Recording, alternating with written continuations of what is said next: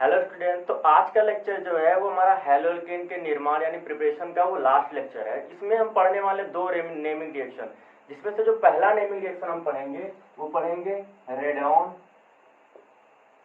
अपक्रिया।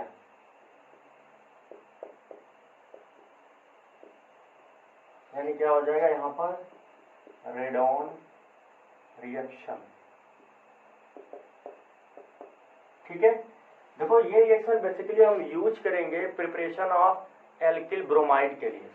तो होता क्या, इसमें क्या क्या हम लेते हैं, इसमें होता है एल्कोहल, साथ में हम लेते हैं यहाँ पर ब्रोमीन, प्लस में ट्राइफेनिल फास्फाइड, यहाँ पर हम लेंगे C6H5O, और ये ट्राई का मतलब होता है 3, और यहाँ पर हो जाएगा फास्फोरस यानी ट्राइफेनिल फास्फाइड हो जाएगा।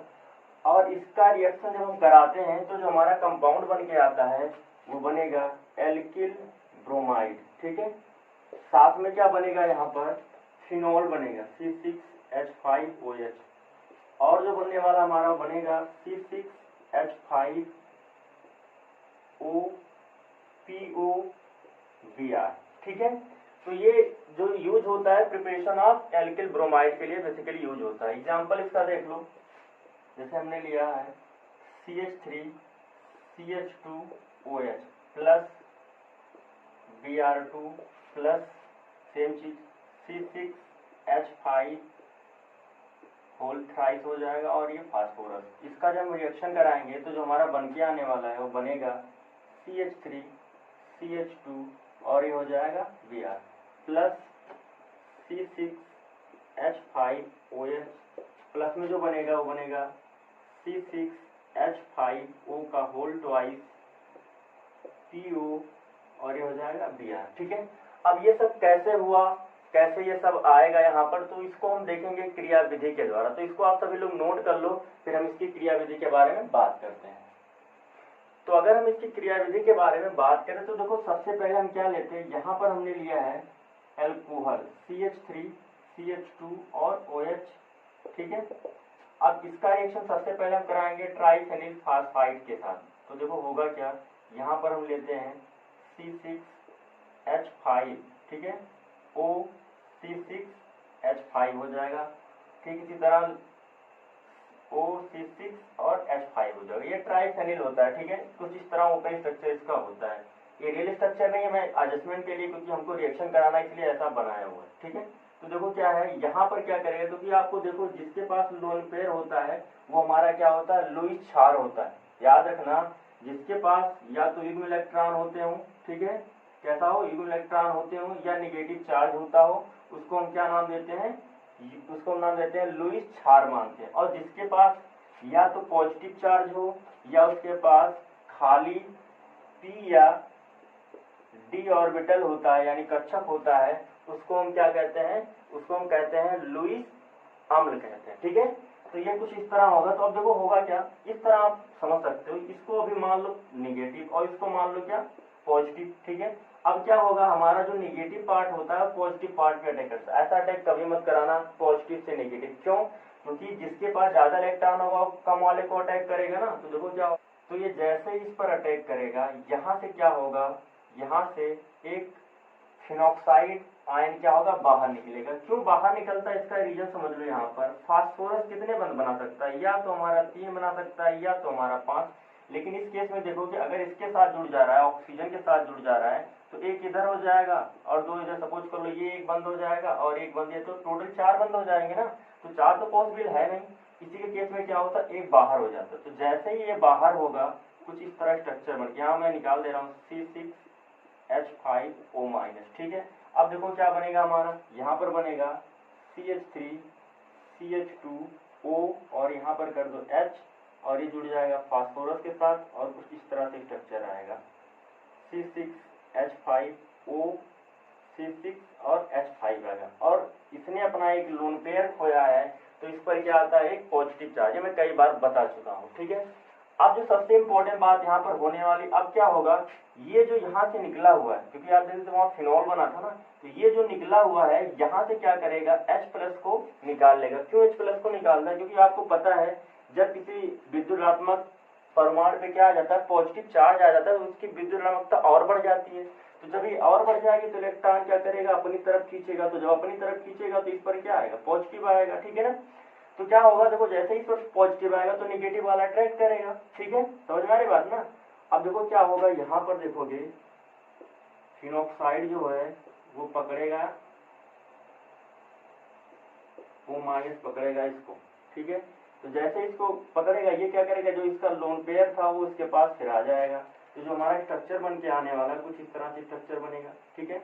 अब देखो क्या होगा, यहाँ पर CH3 CH2O और ये हो जाएगा हमारा POC6H5O और H5 हो जाएगा, ठीक है।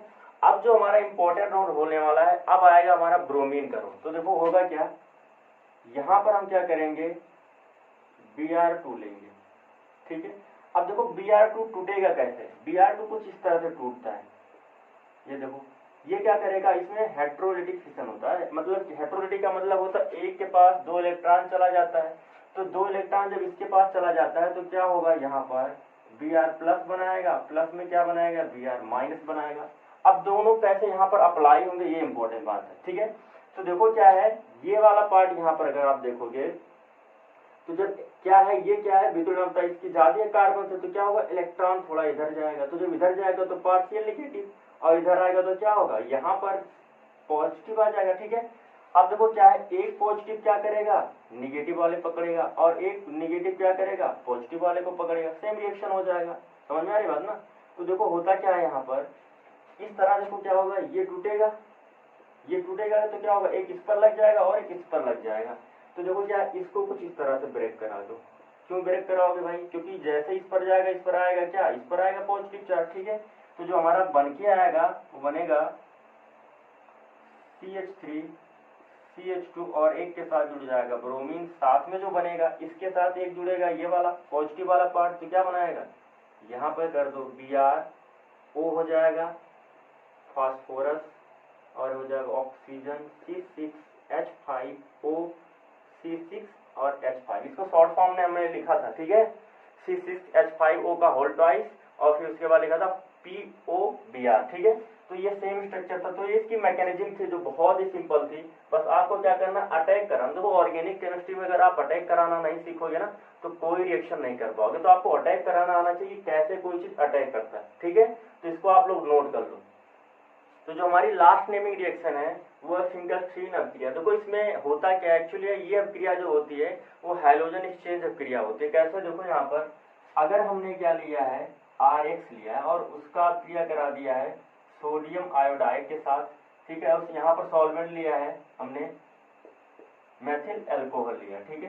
तो देखो होगा क्या, यहाँ पर हाइड्रोजन एक्सचेंज होगा, ये इसके पास जाएगा और ये क्या होगा, यहाँ पर इसके पास आएगा, तो हाइड्रोजन एक्सचेंज हो रहा है, ये भी हाइड्रोजन है और ये भी हाइड्रोजन होता है। तो जो बन के आता है वो बनेगा RX, सॉरी यहाँ पर RI हो जाएगा, साथ में जो बनेगा हमारा NaX बनेगा, ठीक है।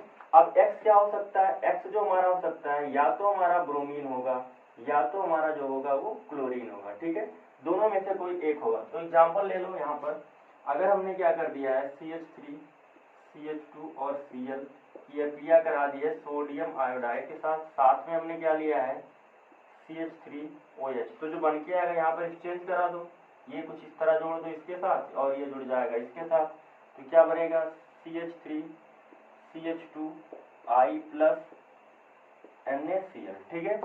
ब्रोमीन का भी ले लो यहाँ पर, चलो मैं कुछ इस तरह करा दे रहा हूँ। सपोज कर लो यहाँ पर क्या है लगा हुआ हमारा ब्रोमीन, ठीक है। अब इसका रिएक्शन हमने करा दिया है NaI, ये एक तरह का 2 डिग्री है क्योंकि आपको पता है यहाँ भी कार्बन होता है, ठीक है, कुछ इस तरह CH3 होगा, यहाँ पर क्या होगा, यहाँ पर अगर बात करोगे CH होगा, यहाँ पर CH2 होगा, यहाँ पर CH3 होगा, कुछ इस तरह से होता है, ठीक है।